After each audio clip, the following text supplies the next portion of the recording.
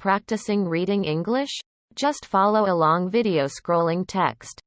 Listen first time and mute audio and replay video once again. You can slow down video speed using YouTube video player setting button, playback speed, options. Please click on subscribe button for more future videos. Very short stories and verses for children by Mrs. W. K. Clifford published in Project Gutenberg. The poor little doll. It was a plain little doll that had been bought for sixpence at a stall in the marketplace.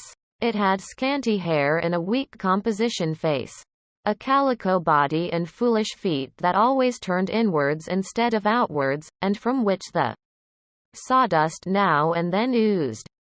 Yet in its glass eyes there was an expression of amusement. They seemed to be looking not at you but through you. And the pursed-up red lips were always smiling at what the glass eyes saw. "Well, you are a doll," the boy said, looking up from his French exercise. "And what are you staring at me for? Is there anything behind?" He asked, looking over his shoulder. The doll made no answer. "And whatever are you smiling for?" he asked. "I believe you are always smiling. I believe you'd go on if I didn't do my exercise till next year. Or if the cat died. Or the monument tumbled down." But still the doll smiled in silence. And the boy went on with his exercise.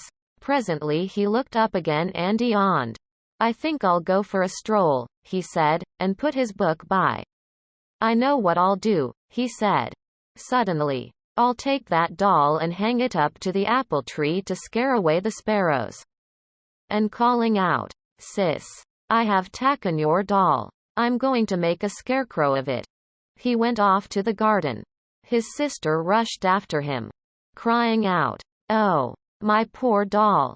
Oh, my dear little doll. What are you doing to it? You naughty boy?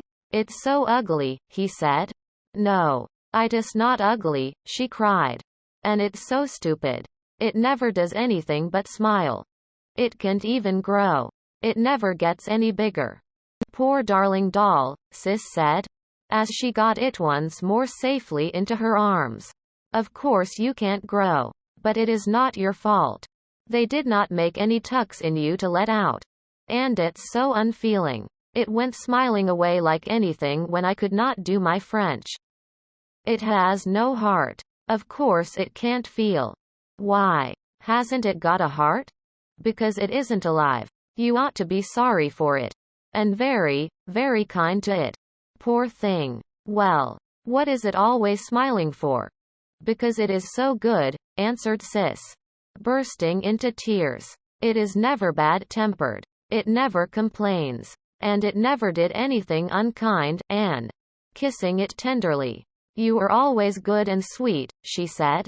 "And always look smiling. Though you must be very unhappy at not being alive."